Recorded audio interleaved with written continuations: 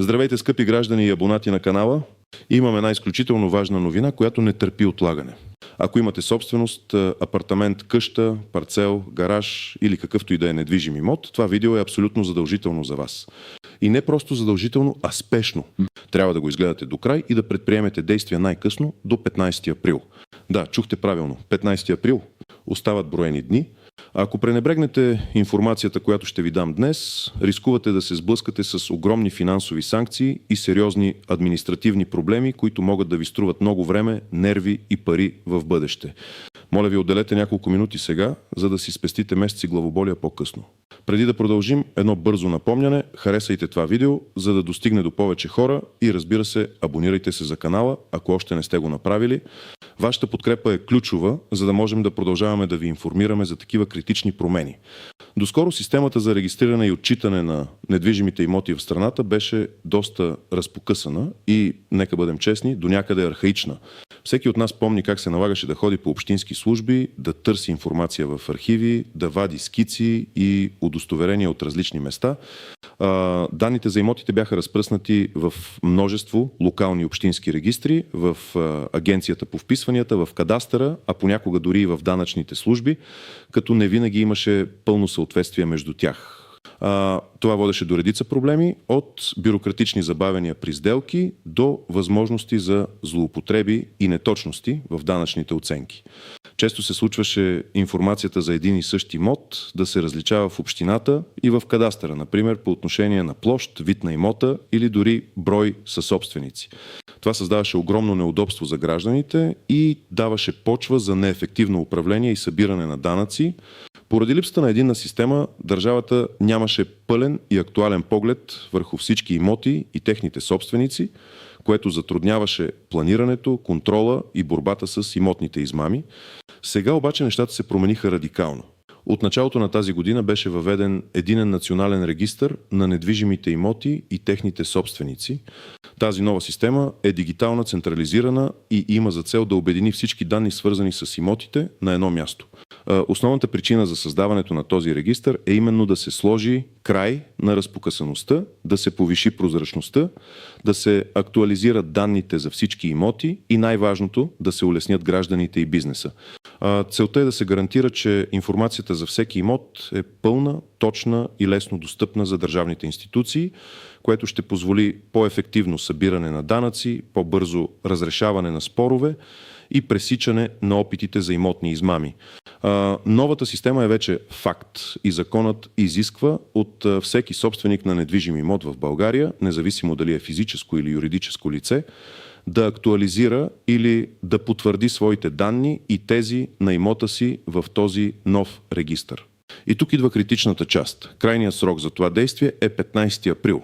Това не е някаква препоръка, а законово задължение, което, ако не бъде изпълнено, води до сериозни последствия. Нека разгледаме по-подробно какво точно трябва да знаете и кой трябва да се притеснява. На първо място трябва да разберете, че това засяга абсолютно всеки, който притежава недвижим имот на територията на Република България. Без значение дали става въпрос за апартамент в голям град, къща на село, земеделска земя, гараж, офис, магазин или дори само идеална част от някой имот. Всеки един собственик, независимо дали е физическо лице като баба Пена или юридическо лице като фирма Имоти ЕООД, е задължен да предприеме действия. Какво конкретно трябва да направите? Основната задача е да проверите и при необходимост да актуализирате или потвърдите съществуващите данни за вашия имот и за вас като собственик в новия единен национален регистър. Това включва данни за имота, точен адрес, вид на имота, апартамент, къща, парцел, площ, застроена, дворна, предназначение жилищно, търговско, земеделско, номер на имота по кадастрална карта и регистър. Собственика, вашето пълно име, ЕГН или БУЛСТАТ за юридически лица, актуален адрес за кореспонденция, данни за документ за самоличност, тежести и права на трети лица, ако върху имота има ипотека, сервитут, право на ползване или други тежести. Тези данни също трябва да бъдат декларирани и актуализирани. Ето няколко конкретни примера, за да ви стане по-ясно. Пример 1. Баба Пена от село Долни Калофер. Тя има апартамент в града, купен през 1975 година. с нотариален акт, който е само на хартия. До сега баба Пена е плащала данъци в общината, но нейните данни за имота вероятно не са в дигитален формат в новата централизирана система или са непълни. В този случай баба Пена задължително трябва да влезе в новата система и да попълни всички необходими данни, като сканира нотариалния си акт и го прикачи. Ако тя не го направи до 15 април, рискува глоба от 500 до 1000 лева за физически лица, както и блокиране на бъдещи сделки с имота.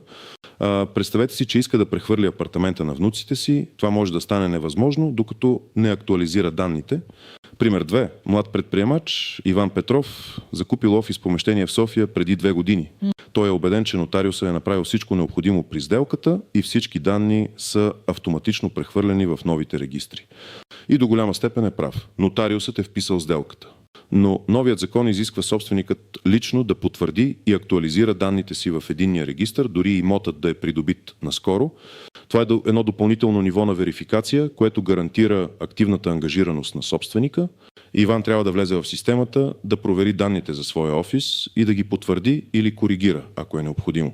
Ако не го направи, освен глобата, може да срещне пречки при подаване на данъчни декларации, при кандидатстване за кредити, при които имотът е обезпечение или при евентуална бъдеща продажба.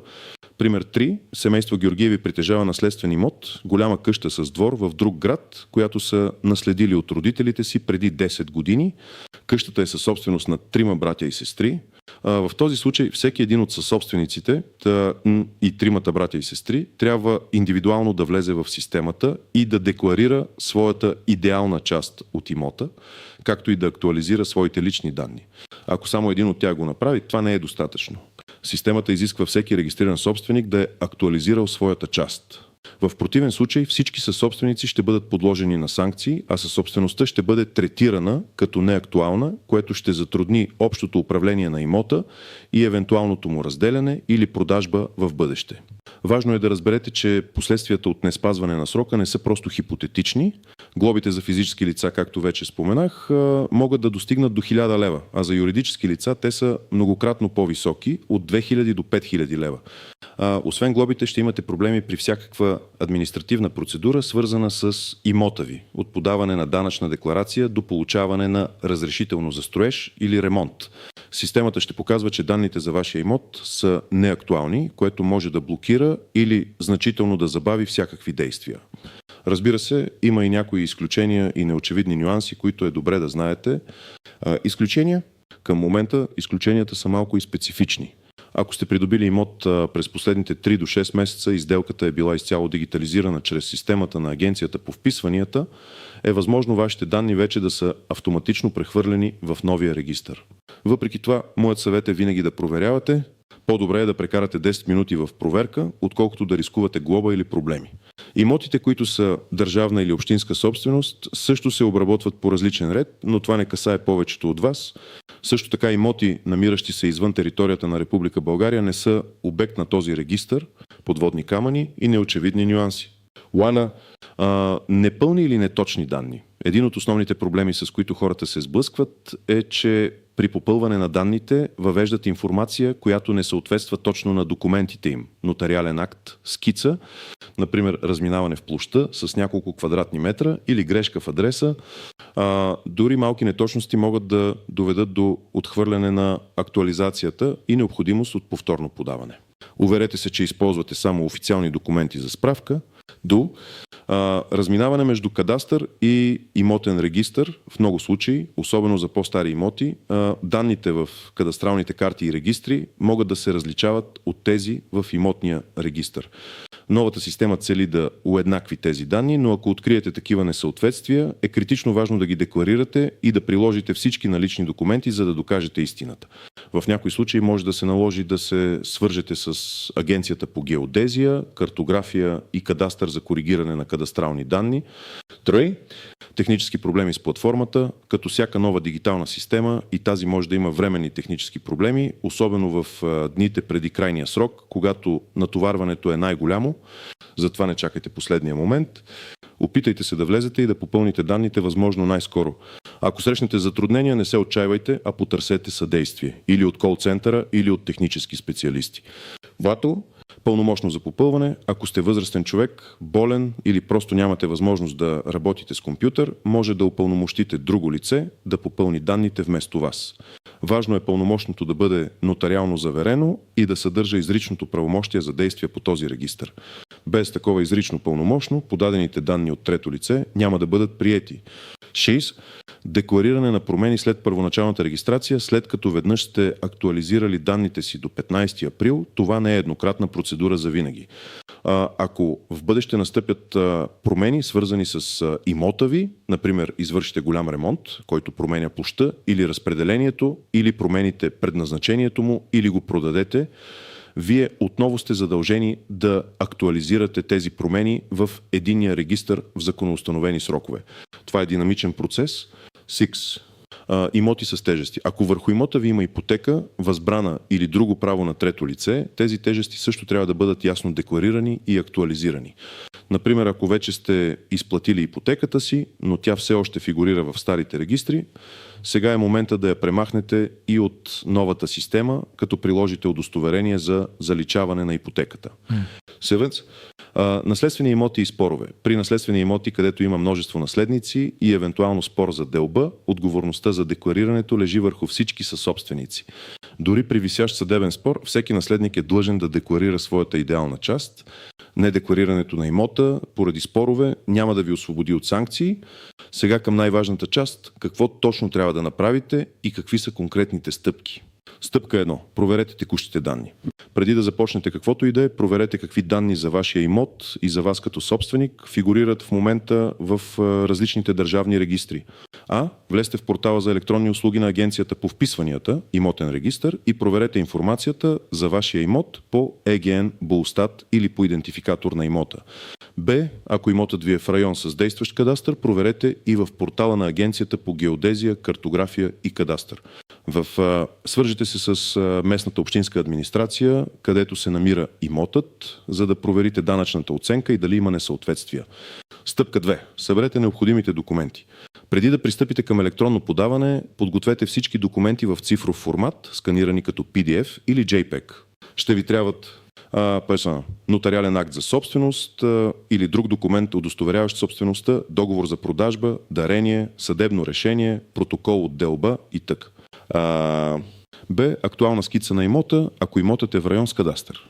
В удостоверение за наследници, ако имотът е наследствен.